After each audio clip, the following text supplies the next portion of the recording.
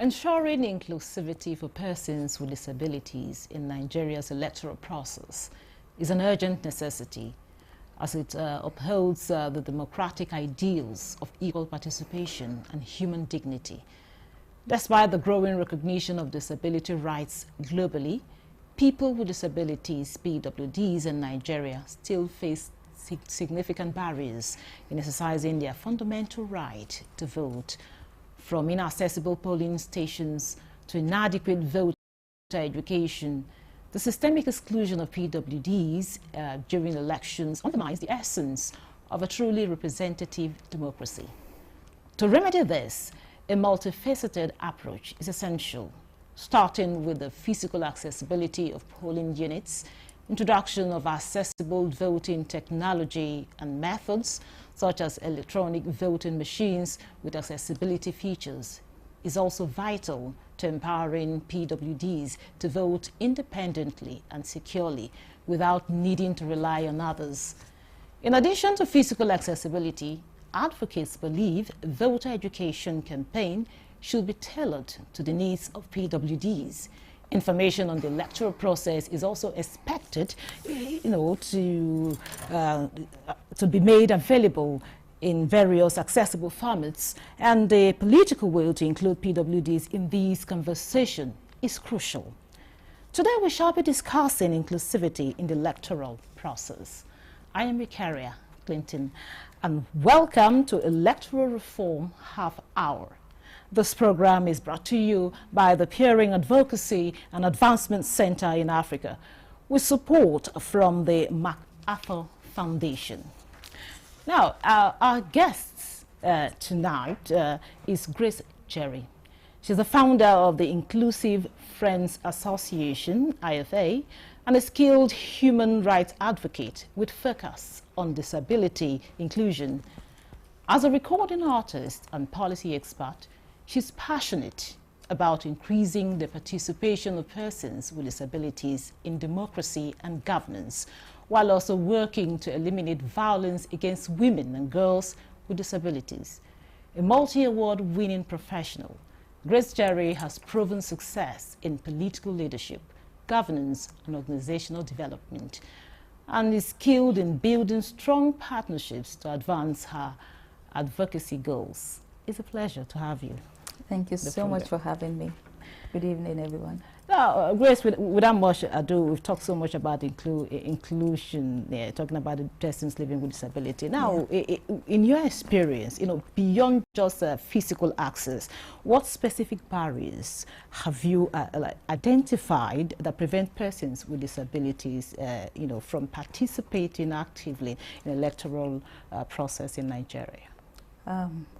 Thank you for the question. I would speak in the line of policy enforcement and some legal frameworks that are already in place. You would agree with me that Nigeria we have plenty policies and so many laws, but when it comes to implementation, that is where we begin to identify gaps in terms of enforcement of the provisions of the laws and policies in place. And if you look at the Electoral Act as amended 2022, I remember the amazing work that the disability community had to come together to see how we could amend some of the sections to speak specifically on why disability issues should be prioritized and be mandated. I think just a few of the proposals that we came up with, just a few, I think about two, got into the Electoral Act as amended, Section 9 and Section, I think, 52 thereabout, or 54. But then when it comes to the enforcement of these laws, that is where, like I mentioned, we continue to identify gaps. INEC has a very beautiful PWD framework in place. And in one way or the other, you could see the effort where INEC is pushing to ensure that persons with disabilities are captured in the entire electoral processes and their procedures. But you would still notice the gaps in terms of the enforcement of what the framework is saying. So besides the accessibility challenges, the enforcement of the laws that are in place is another huge gap. And another barrier also I will talk about is the absence of an adequate data. INEC, during the last CVR before the general election, that's a continuous voter registration, we worked closely with INEC to put out the component of disaggregated data for persons with various types of disabilities. But at the end of that CVR exercise, the data that INEC generated still does not speak true to the reality of the number of registered voters within the that are voting age. So I would say that there is still a dearth of data in terms of accuracy of that disaggregated data. That is still a challenge that needs to be addressed before the next general election. Now, talking about, I know you've highlighted some of the issues, but then again, from a technical and policy standpoint, what reforms would you prioritize to improve the, the accessibility of voter registration for persons living with disability, both in the urban and the remote areas? Okay. All right, so let me quickly correct it. Persons with disability. Okay, persons with disabilities. Yes. All right, thank you. So, like I mentioned, to begin to prioritize before, and good thing is that also equal elections are already ongoing, and one of the things I always discuss with the INEC chairman and of course with the commission is that we could begin to put to practice some of those policies, more like a litmus test before the general elections. Things for INEC to begin to prioritize. Can they call the disability community like they always do? OPDs, organizations of persons with disabilities, Inclusive Friends and other organizations. Can we review that part of the checklist on the CVR portal? Can we review those questions again? Apart from reviewing the question that talks about the various types of disabilities and how it can be captured, another thing we could look into is, off the top of my head, I've forgotten what I wanted to say. We could look at basically what are the challenges, what exactly are the needs of persons with disabilities when they come to the polling unit. Is it access to voting materials? Is it access to the physical environment and the layout, the outlay, both internal and external outlay? Is it the conduct of the INEC officials, the ad hoc staff?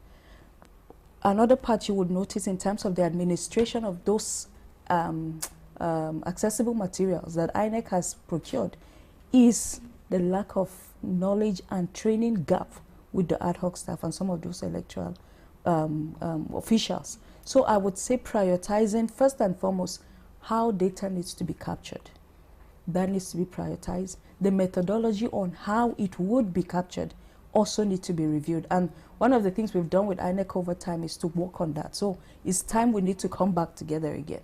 Hold that in roundtable dialogue and see how we can re-strategize to capture what data is more needed, what data is more specific to the provisions and the things they procure during the election.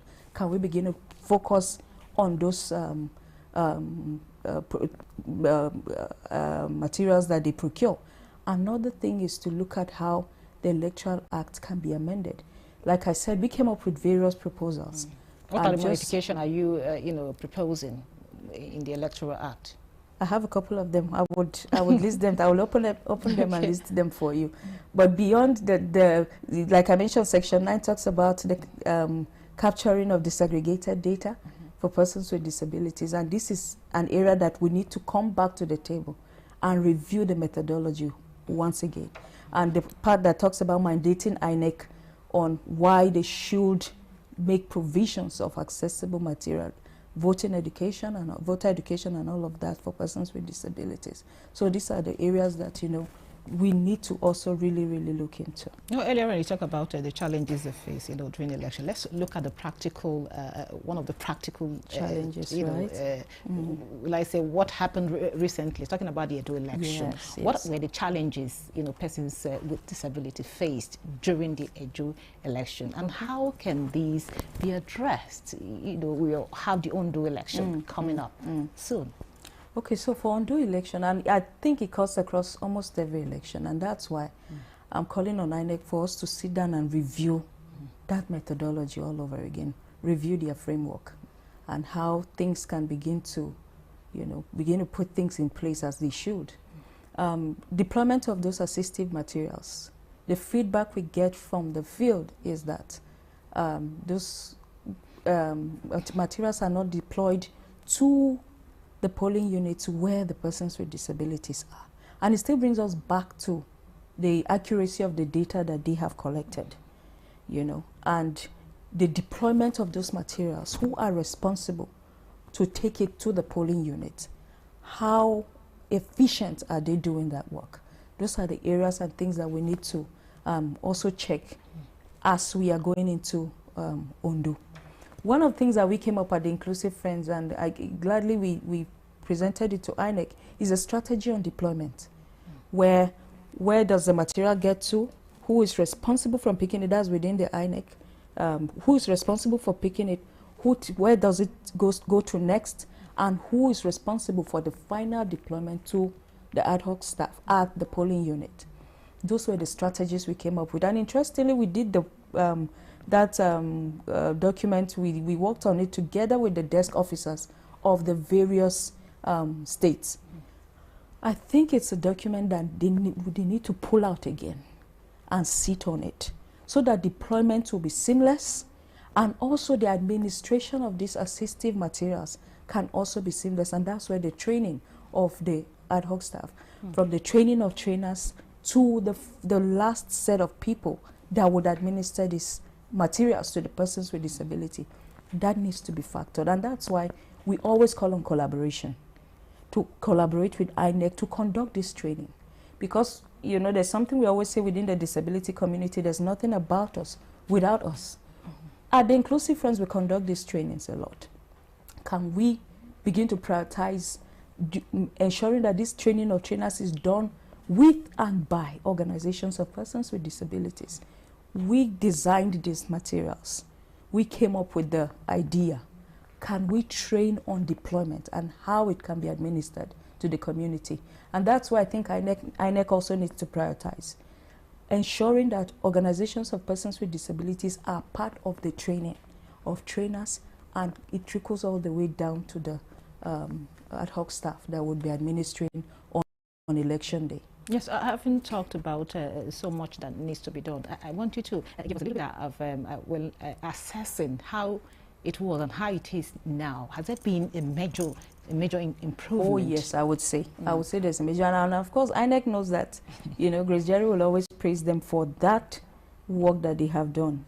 But then we would also call them out for the gaps that we have noticed, because the entire effort is to improve on the entire process. We see the effort with which they they procure these materials for the disability community.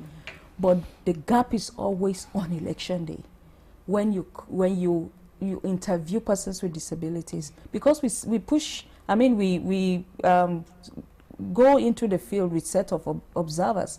Even persons with disabilities themselves, we train them as election observers to observe the entire process. So we interface one-on-one with the community of persons with disabilities. So we want to know what their experiences are. And it has always been the fact that they didn't have access to those materials. They don't have access to those materials. So the question has always been, INEC has procured these materials. Why is there always a gap? And those are the things that we need to come back to the table again to look at. What are those challenges?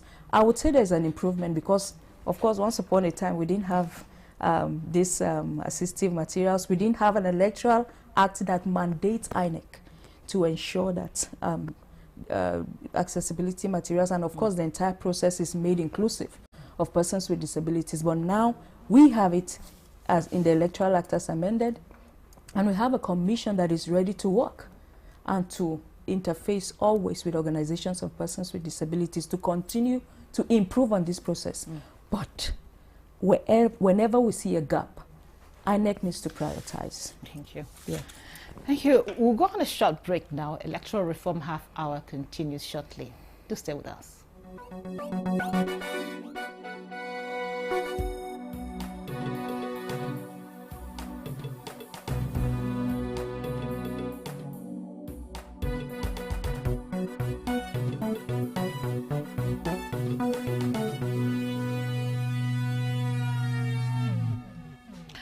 Glad to have you back. We are still speaking with Grace Jerry.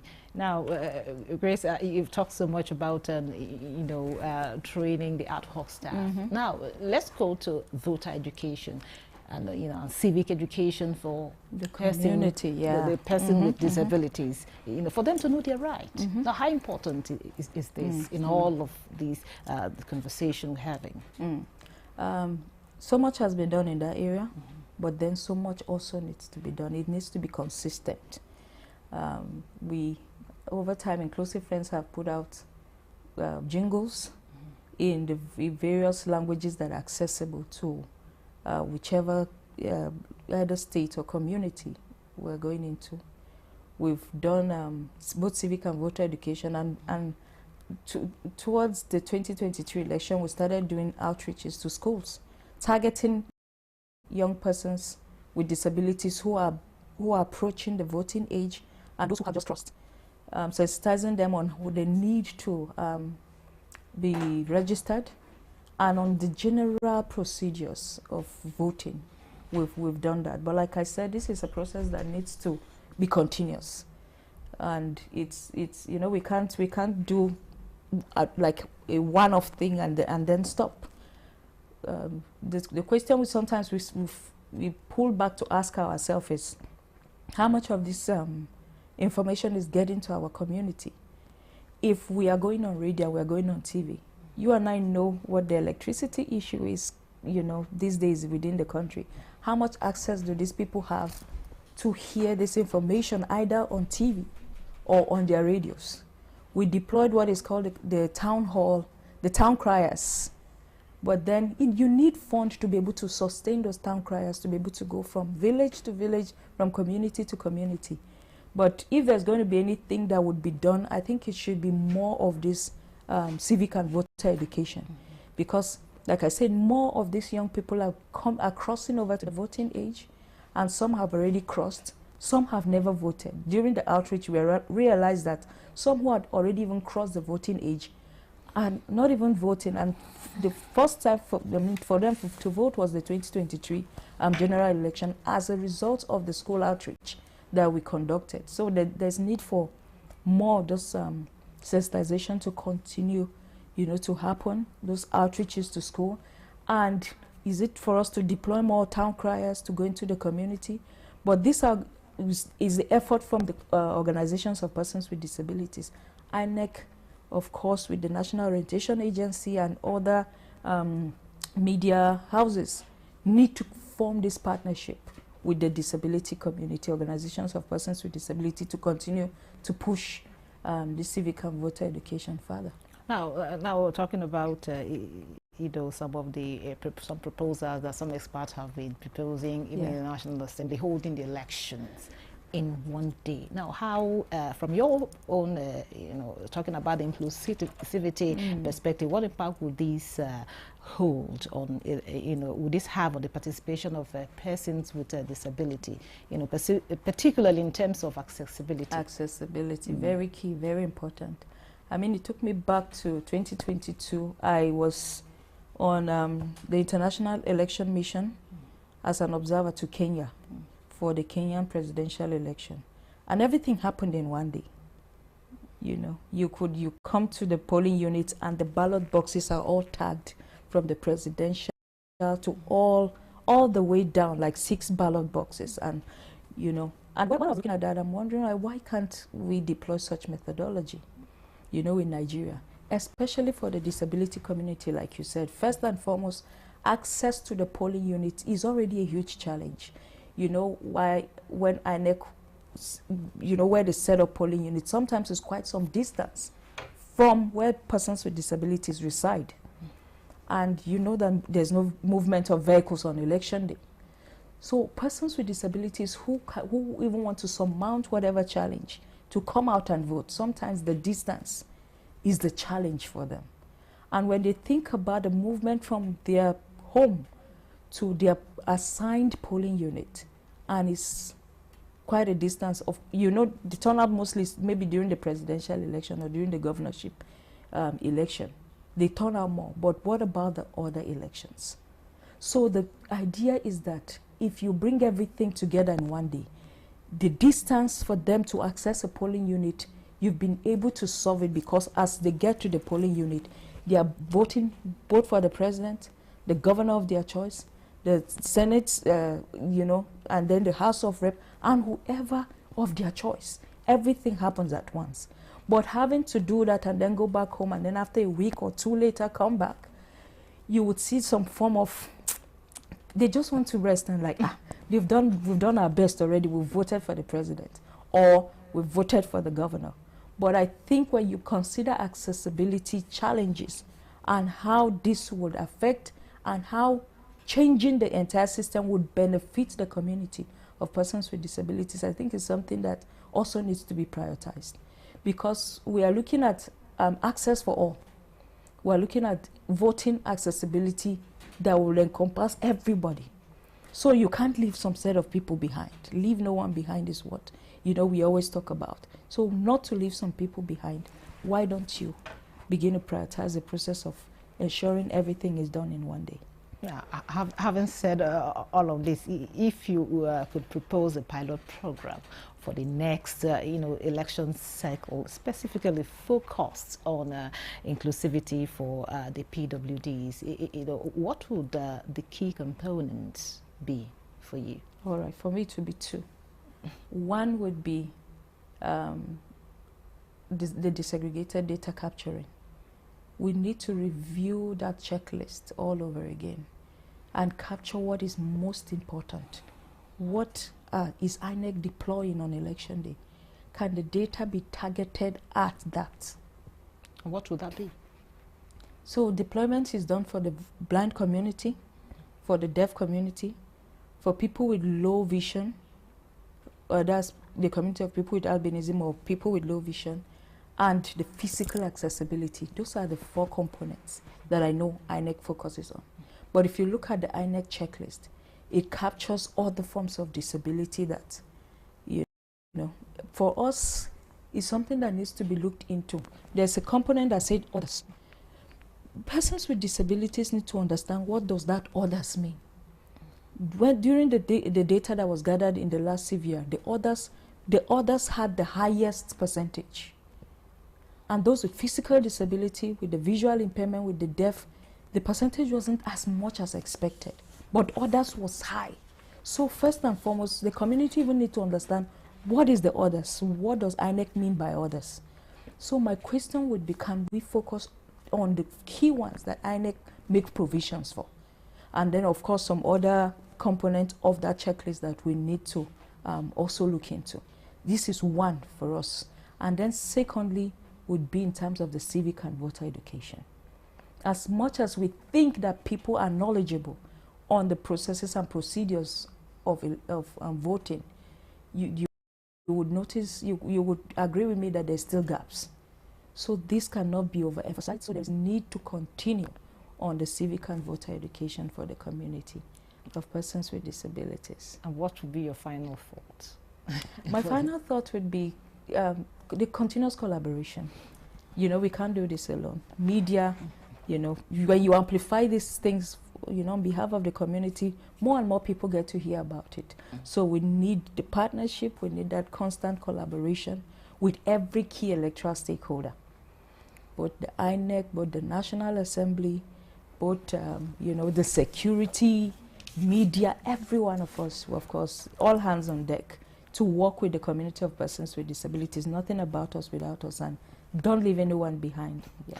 Thank you very much, all hands on deck. And this is where we draw the curtain on this episode of Electoral Reform Half Hour. And a way to especially thank Grace Jerry for your time and your contribution on the program. It was a pleasure having you. Thank you so much for having me.